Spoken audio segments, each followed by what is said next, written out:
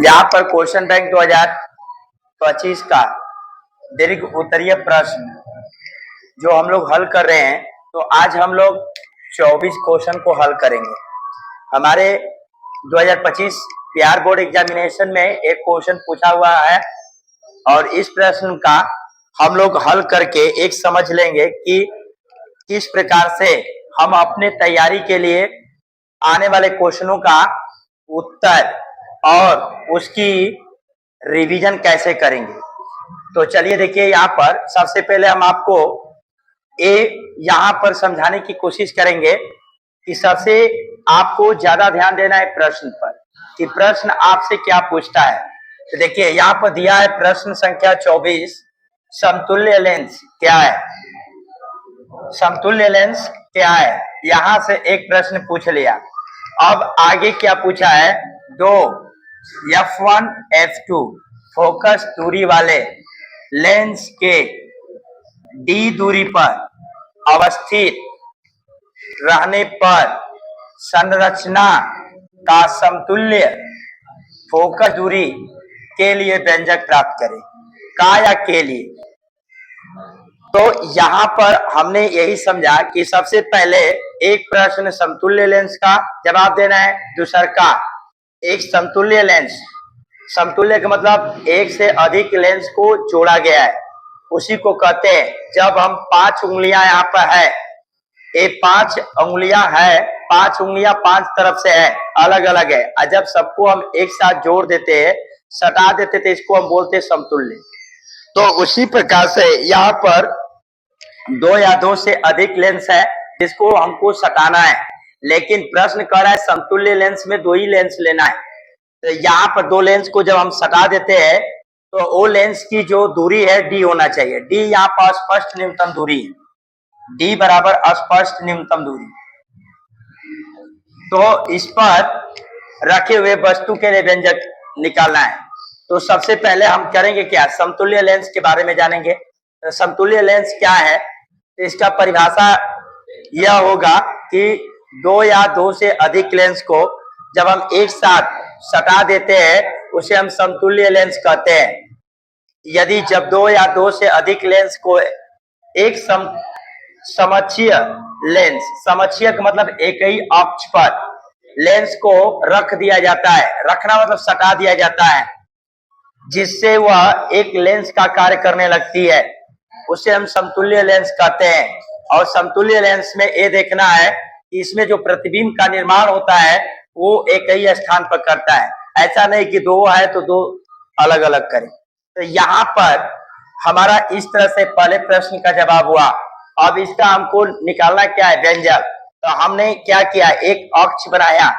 अब ये अक्ष का नाम XY भी कर सकते हैं। अब XY अक्ष पर 2 लेंस, एगो L1 और एगो L2 रखे, जिसमें इसका प्रकाशिकी केंद्र C1 और C2 है, फोकस दूरी F1 और F2 है, क्योंकि प्रश्न में कहा भी था। तो यहाँ पर वस्तु O रखा गया है और इस वस्तु से जब प्रकाश निकलती है तो L1 लेंस में जाती है और यहाँ से सीधे L2 होते हुए आगे की तरफ लेंस L2 के आगे अपना प्रतिबिंब बना लेती है। फिर यहीं से एक दूसरी प्रतिबिंब की काल्पनिक किया गया है किरण का, जो कि यहाँ से इससे आगे I डैश बनाता है। तो इस तरह से वस्तु O का प्रतिबिंब L1 द्वारा V डैश यहाँ पर बनता है। यहाँ पर जो बनता है V डैश, O वस्तु का प्रतिबिंब L1 लेंस द्वारा बना हुआ प्रतिबिंब V डैश है। अब ये जो V डैश जो प्रतिबिंब L1 के कारण बना है वह L2 के लिए वस्तु का काम करेगा। अब यह V डैश का प्रतिबिंब L2 द्वारा V बना हुआ है। ये जो V है, अब इसकी जो दूरी है यहाँ पर सटा हुआ है, ये D है। यहाँ पर ले लेते हैं, इसकी दूरी क्या है, D है, लेकिन सटा हुआ है तो ये दूरी एक दूसरे से लेंस सटा हुआ है जिसकी दूरी D है।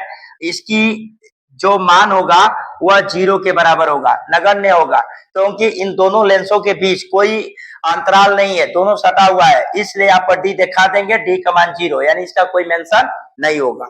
अब यहाँ पर हम करेंगे क्या चीज कि अब इसके यहाँ पर जितना चित्र हमने बनाया, जिस चीज का प्रयोग किया, अब उसको यहाँ पर हमने लिखा। माना कि L1 तथा L2 दो समतुल्य लेंस है, L1 L2, जिनकी फोकस दूरी F1 तथा F2 है। अब यहाँ F1 और F2 इनकी फोकस दूरी है। आगे जो वस्तु अक्ष पर O रखा गया है, यानी इसके अक्ष पर वस्तु O रखा गया है। अब जिसका प्रतिबिंब इस वस्तु O का क्या बनता है, V डैश बनता है L1 द्वारा।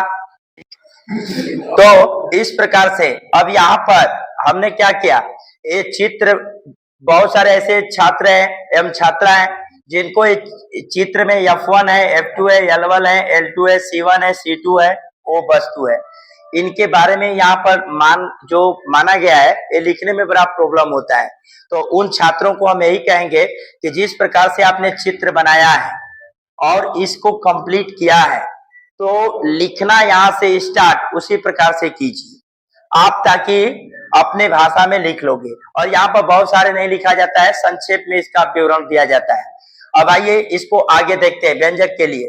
तो यहाँ पर केस नंबर 1 में क्या कहा जाता है, जब यल लेंस द्वारा प्रतिबिंब I डैश बनता है, यानी वस्तु O का प्रतिबिंब यहाँ पर V डैश बना है। इसके लिए जो वस्तु का दूरी है C1O है, यानी C1O बराबर U, और इसके द्वारा जो प्रतिबिंब बना है C1I डैश।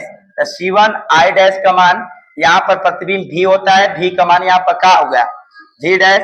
तो इस प्रकार से हमने C1O बराबर U और C1I डैश बराबर V equal to V dash प्रतिबिंब बना, O लिए। तब यहाँ पर लेंस सूत्र से आप जानते हो, लेंस सूत्र से U1 बटा में F बराबर 1 बटा में V माइनस 1 बटा में U होता है। तो यहाँ पर फोकस पहला लेंस के लिए लगाए हैं तो F1, आप प्रतिबिंब यहाँ पर V बराबर V डैश बना है, V डैश ले लिए, माइनस यहाँ पर U का मान U ही है, वस्तु का दूरी क्या है, U है। तो समीकरण इस तरह से 1 बना। अब इसी तरह से हम अब L2 में लेंगे। तो यहाँ पर हम केस नंबर अब 2 लेंगे। तो केस नंबर 2 में लेंस L2 द्वारा बना प्रतिबिंब, तो L2 द्वारा बना प्रतिबिंब C2I, यानी यहाँ से C2I यानी V डैश, ये जो वस्तु है L1 द्वारा बना प्रतिबिंब, यहाँ पर V जो डैश है L2 के लिए वस्तु का काम करेगा। तो इसका बना हुआ प्रतिबिंब C2I, यानी C2I बराबर V, और यहाँ पर जो वस्तु है यहाँ से यहाँ तक है, तो ये वस्तु का मान यानी C2I यानी C2I यहाँ जो है ये वस्तु का मान हमने लिखा क्या चीज, D प्लस V डैश। तो D का मान यहाँ पर नगण्य, यहाँ पर D का मान नगण्य है यानी 0 के बराबर है, तो जोड़ दिए तो V डैश। तब यहाँ पर लेंस सूत्र लगाएंगे। फिर लेंस सूत्र से, तो लेंस सूत्र से 1 बटा में F बराबर 1 बटा में V बटा में 1 माइनस U। तो यहाँ पर F का मान L2 लेंस के लिए F2 है, यहाँ पर F2 रखेंगे बराबर। अब यहाँ जो प्रतिबिंब है, प्रतिबिंब का मान यहाँ पर V है, तो यहाँ पर V। अब वस्तु का दूरी यहाँ पर यानी U, जो U का मान आया है यहाँ पर V डैश, तो 1 बटा में यहाँ पर V डैश हो जाएगा। इस तरह से समीकरण कितना हुआ, 2 हुआ। जब 2 हुआ तब इसके आगे अब इस चित्र को मिटा देते हैं। अब यहाँ पर हमने समीकरण 1 तथा समीकरण 2 को जोड़ने पर तो देखिए यहाँ पर जो आया समीकरण 2 है और 1 जो आया है यहाँ पर है, तो इसको जोड़ेंगे तो इधर दाया पक्ष है, इधर दाया पक्ष है, और इधर बाया है, इधर बाया है। तो बाया बाया को एक तरफ 1 बटा में F1 प्लस 1 बटा में F2 बाएं पक्ष से ले लिए, दाया पक्ष में 1 बटा में V डैश माइनस 1 बटा में U प्लस, अब इसका समीकरण 2 में दाया पक्ष 1 बटा में V माइनस 1 बटा में V डैश, तो यहाँ पर 1 बटा में V डैश प्लस है, यहाँ पर माइनस है, कट गया। तो यहाँ पर ये हुआ क्या, F1 प्लस F2। अब यहाँ बचा क्या, 1/v माइनस 1/u। तो अब यहाँ पर चूंकि इतना का मान 1/f होता है, इसलिए 1/f बराबर 1/f1 plus 1/f1 plus 1/f2। ये जो आया समतुल्य लेंस के लिए यह व्यंजक आया। या इससे आगे हम बढ़ाएंगे तो यहाँ पर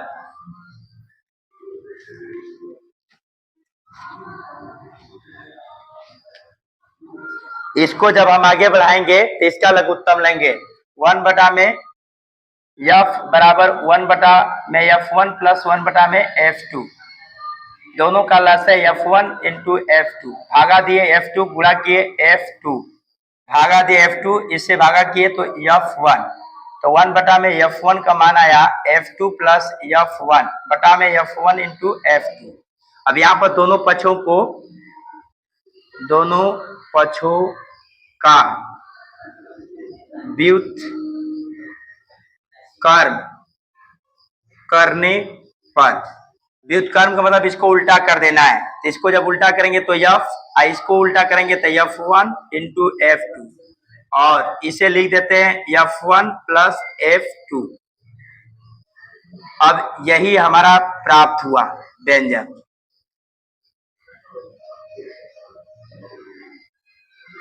यही जो हम लोग इस प्रश्न का कंप्लीट उत्तर निकाला।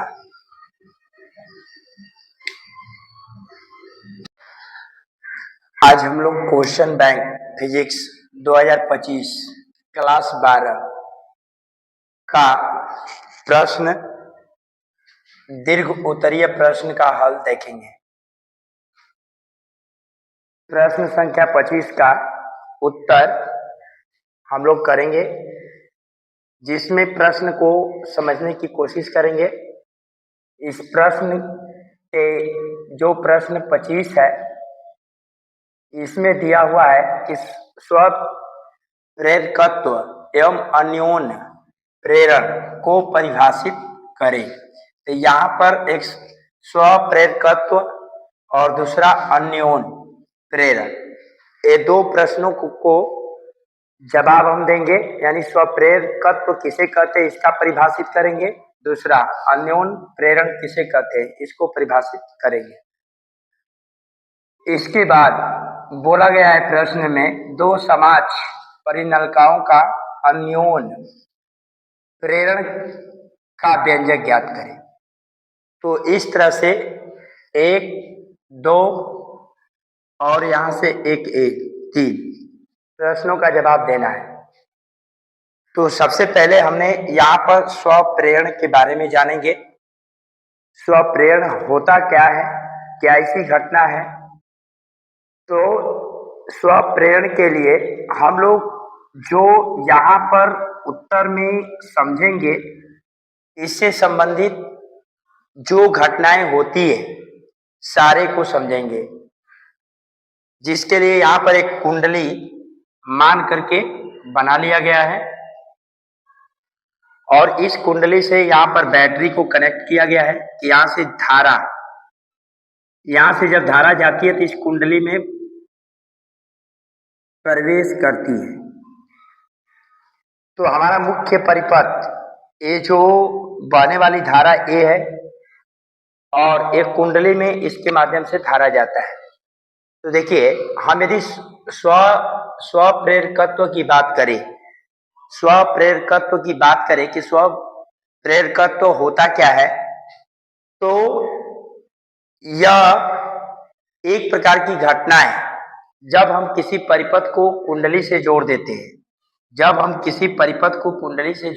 हैं, तो इससे बहने वाली धारा जब कुंडली में प्रवेश कर जाती है, तो प्रवेश करने के बाद इसमें धारा में परिवर्तन होता है। इसके धारा में क्या होता है, परिवर्तन होता है। यानी कुंडली में प्रवाहित धारा में जो परिवर्तन होता है उसके कारण एक धारा स्वतः उत्पन्न हो जाती है।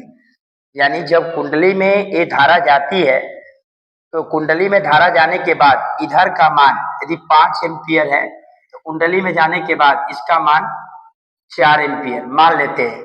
तो यहाँ पर ये 5 से 4 हुआ, तो यही इसमें कुंडली में जाने के बाद जो परिवर्तन हुआ तो इसके कारण यहाँ पर एक धारा 4 एम्पियर का उत्पन्न होती है। मान लेते हैं यहाँ I1 है, यहाँ I2, तो I1 से ये I2 उत्पन्न हो गई। तो जो ये धारा उत्पन्न हुई इसी घटना को स्वप्रेरकत्व कहते हैं। इसी घटना को स्वप्रेरकत्व कहते हैं। तो इसे आप बारीकी से समझिए। स्वप्रेरकत्व होता क्या चीज है? तो जब मुख्य धारा से मुख्य परिपथ से धारा कुंडली में प्रवेश करती है, प्रवेश करने के उपरांत जब इस धारा में मुख्य धारा में परिवर्तन हो जाता है तो परिवर्तन के कारण जो धारा I2 उत्पन्न होती है इसी घटना को स्वप्रेरकत्व कहते हैं। तो इस स्वप्रेरकत्व का एक परिभाषा रहा और स्वप्रेरकत्व की एक घटना रहा। स्वप्रेरकत्व है क्या? तो इसका सिंपल परिभाषा यही है कि मुख्य परिपथ से जाने वाली धारा जब कुंडली में प्रवेश करती है तो इसके मान में परिवर्तन हो जाता है जिससे एक अन्य धारा उत्पन्न होती है। इसी घटना को हम कहते हैं स्वप्रेरकत्व। अब इससे संबंधित यहाँ पर और सारे घटनाएं होती है, उस घटनाओं को यहाँ पर समझना है। तो जब किसी धारा लूप या कुंडलीय में, देखिए जब किसी धारा यानी ये मुख्य धारा है इससे कोई धारा बहती है, लूप का मतलब कि जहां पर जाकर के जोड़ती है, या कुंडली, यहाँ पर कुंडली लगा है, में प्रवाहित की जाती है तो इसके चारों ओर चुंबकीय क्षेत्र उत्पन्न हो जाता है। यानी जब ये धारा यहाँ पर जाती है तो इसके इधर एक क्षेत्र उत्पन्न होता है। जब ये धारा जब कुंडली में जाती है तो इसके चारों तरफ ये जो बनाया गया है एक क्षेत्र उत्पन्न हो जाता है। ये जो क्षेत्र है इस क्षेत्र को चुंबकीय क्षेत्र कहते हैं। तो क्षेत्र उत्पन्न हो जाता है। इस क्षेत्र की प्रबलता, यानी ये जो क्षेत्र बना हुआ है ये दोनों क्षेत्र, प्रबलता का मतलब इसकी मान धारा पर निर्भर करता है। यानी यहाँ पर धारा 5 एम्पियर है तो इसके मुताबिक यहाँ पर उत्पन्न होगा। मान लीजिए यहाँ 5 एम्पियर है तो यहाँ पर जो चुंबकीय क्षेत्र है 2 फैराड उत्पन्न हुआ। मान लीजिए यहाँ पर 50 एम्पियर है तो इसके परिप्रेक्ष्य में जब 5 एम्पियर था तो 2 फैराड हुआ, तो अब इससे आपका मान जब भी होगा तो अधिक। तो इस तरह से यानी 5 था तो 2F था, और जब 50 एम्पियर धारा हो गई तो 20F। तो इसका मान किस पर निर्भर करता है? ये मुख्य धारा पर। चुंबकीय क्षेत्र का मान किस पर निर्भर करता है? मुख्य धारा। तो वही यहाँ पर लिखा गया है कि यह क्षेत्र की प्रबलता मुख्य धारा पर निर्भर करती है। जब धारा के मान बढ़ता है, यानी इस धारा का जब मान बढ़ेगा तब कुंडलीय से चुंबकीय फ्लक्स का मान या तो बढ़ेगा या तो घटेगा। तो यहाँ ये जो धारा है ये धारा पर निर्भर करता है। यानी धारा बढ़ेगा तो चुंबकीय क्षेत्र बढ़ेगा, और जब धारा का मान घटेगा तो चुंबकीय क्षेत्र का भी मान यहाँ पर क्या करेगा? घटेगा। तो इस प्रकार से जो चुंबकीय फ्लक्स होती है इसके मान में परिवर्तन हो जाता है। जब यहाँ पर चुंबकीय क्षेत्र जब घटेगा बढ़ेगा तो इसका डायरेक्ट प्रभाव चुंबकीय फ्लक्स पर पड़ता है। तो जब चुंबकीय फ्लक्स में परिवर्तन होता है तो इसके कारण विद्युत वाहक बल उत्पन्न हो जाता है। EMF का मतलब विद्युत वाहक बल। E से इलेक्ट्रो, N से मोटिव, F से फोर्स। यानी EMF कुंडलीय में EMF उत्पन्न हो जाता है जिससे परिपथ में मुख्य धारा, जब EMF उत्पन्न हो जाता है तब इससे परिपथ में जो ये मुख्य धारा है, यानी मुख्य धारा इधर से जो जाती है उसके अलावा एक अन्य धारा उत्पन्न होती है। यानी ये जो धारा यहाँ पर गई तो यहाँ से कम होगी तो इसके अलावा जो I2 है तो I2 उत्पन्न हो जाती है, तो इसके अतिरिक्त मुख्य धारा उत्पन्न हो जाती है। तो इस घटना को विद्युत चुंबकीय प्रेरण कहते हैं। जब मुख्य धारा के अलावा अन्य धारा उत्पन्न हो जाती है तो इसी घटना को हम क्या कहते हैं? चुंबकीय प्रेरण कहते हैं। तो यहाँ पर हम लोग स्वप्रेरण के साथ साथ यानी एक इस परिपथ से संबंधित जितने भी घटनाएं थी सबको समझा।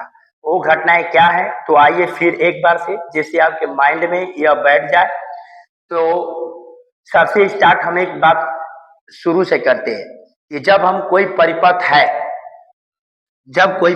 है यानी मुख्य परिपथ, यहाँ पर ये मुख्य परिपथ से जब कुंडलीय को हम जोड़ देते हैं तो इससे चलिए देखिए, अब हम लोग स्वप्रेरकत्व को देखा।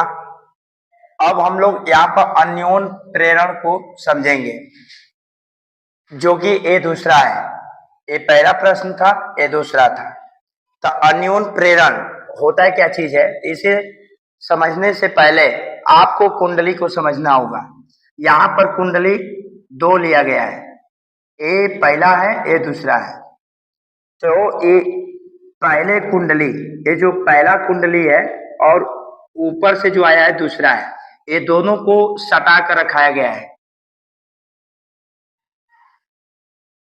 तो जब इसे एक दूसरे के सटा के रखा गया है तो पहले कुंडली में हम जब धारा प्रवाहित करते हैं इसमें, तो जब यह कुंडली में धारा प्रवाहित होता है तो इस धारा के कारण जो इसमें बहने वाली धारा है, उस धारा के कारण जो विद्युत वाहक बल इसमें उत्पन्न होता है, वही विद्युत वाहक बल इसमें भी उत्पन्न हो जाता है। तो इसी घटना को हम कहते हैं अन्योन प्रेरण। इसे आप दोबारा फिर से समझिए। अन्योन प्रेरण में हमें दो कुंडली लेना है, एक पहला एक दूसरा, ये दोनों को सटा करके रख दिया गया है। जब एक कुंडली में धारा प्रवाहित किया जाता है तो इस धारा के कारण जो विद्युत वाहक बल वन में उत्पन्न होता है वही दूसरे में हो जाता है, जबकि हम पहले में धारा उत्पन्न करते हैं।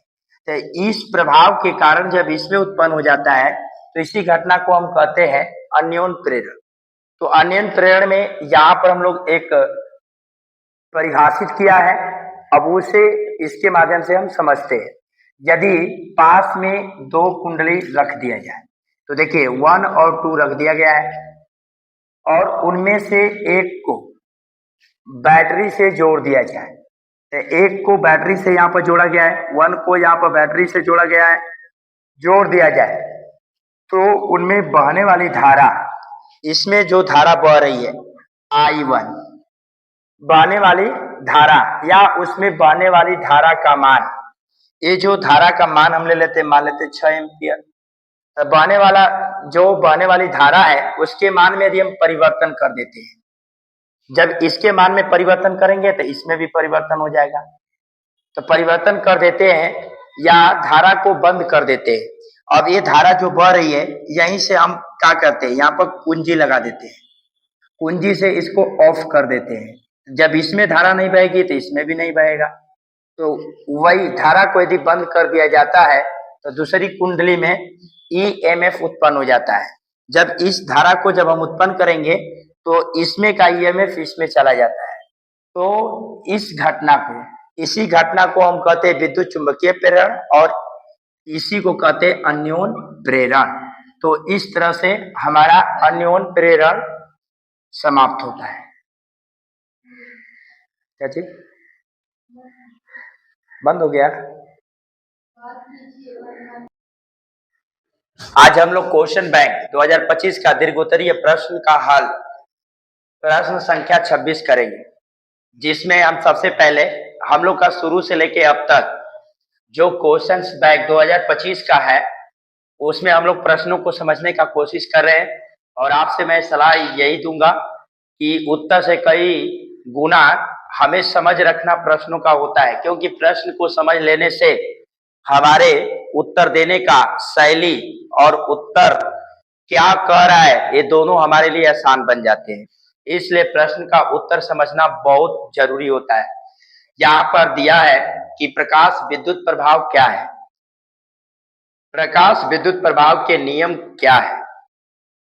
आइंस्टाइन द्वारा दिए गए इस नियम की व्याख्या करें। इस तरह से यहां से हम देखें तो एक प्रश्न आता है, यहां से देखें तो दूसरा प्रश्न आता है, और यहां से आइंस्टीन का जो नियम के बारे में कहा, इसलिए 3 प्रश्न है। 3 प्रश्न को यदि उत्तर हम देते हैं तो हमारा 5 नंबर का बनता है। तो यहाँ पर आपको प्रश्न ही हल नहीं किया या कराया नहीं जा रहा है, बल्कि आपको प्रश्न में क्या पूछ रहा है, साथ में आपको क्वेश्चन को भी समझाकर इसका सॉल्यूशन देने की काम की जा रही है। इसलिए आप समझने में कोई भी जरा संकोच ना करें।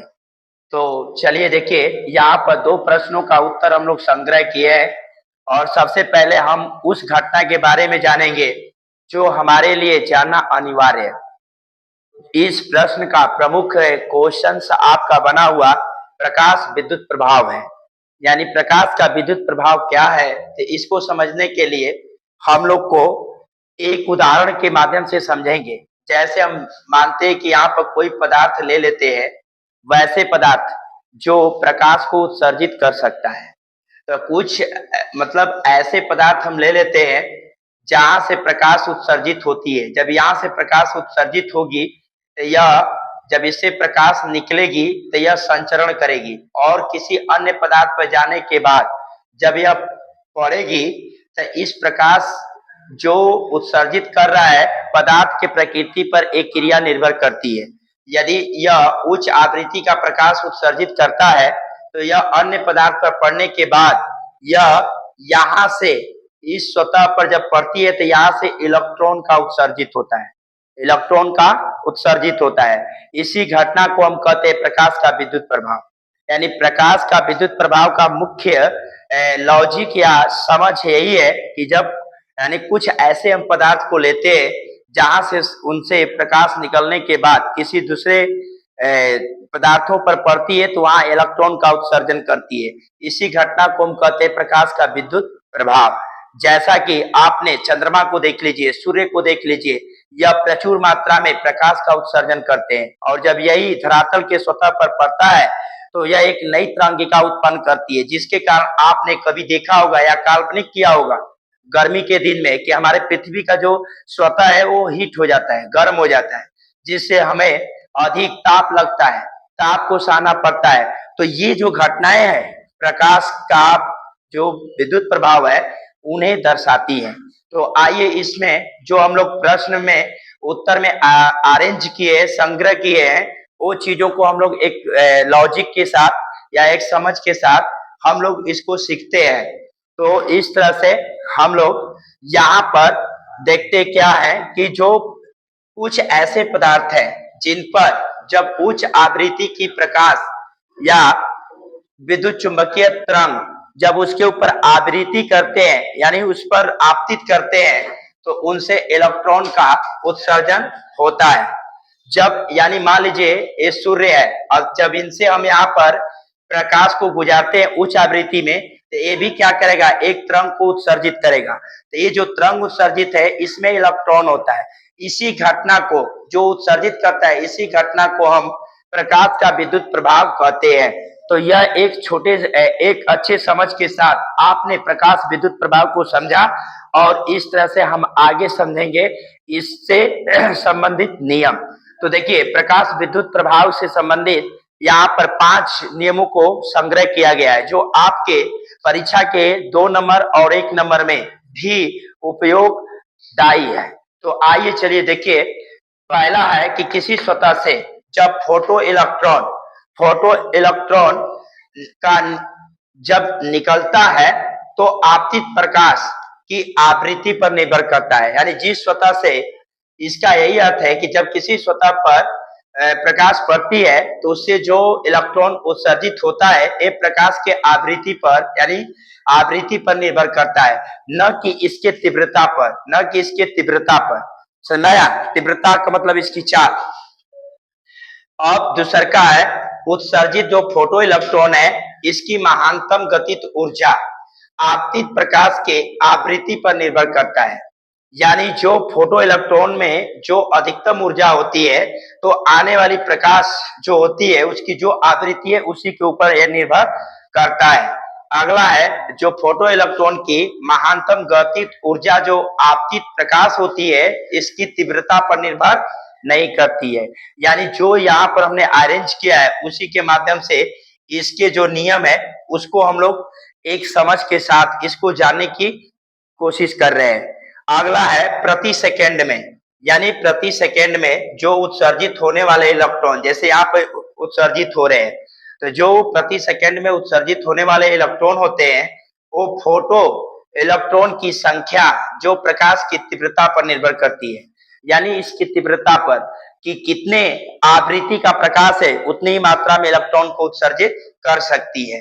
अगला है पांचवा और लास्ट कि धातु के पृष्ठ पर जब प्रकाश आपतित होती है तो इस पर से जो फोटो इलेक्ट्रॉन उत्सर्जित होता है उसके बीच में जो लगा समय या अत्यंत अल्प जो समय होता है वो 10 के पावर माइनस 8 सेकेंड होता है। अर्थात कहने का अर्थ यह है कि जैसे ही प्रकाश यहाँ पर पड़ी तैसे ही यहाँ से उत्सर्जित होती है, तो इससे पड़ने के बाद जो उत्सर्जित होती है तो ये दोनों के बीच का जो समय अंतराल होता है वो 10 के पावर माइनस 8 प्रति सेकेंड होता है। तो इस तरह से हम लोग दो प्रश्नों का उत्तर जाने और अगला आस्टीन का जो नियम है उसके बारे में जानने की कोशिश करेंगे।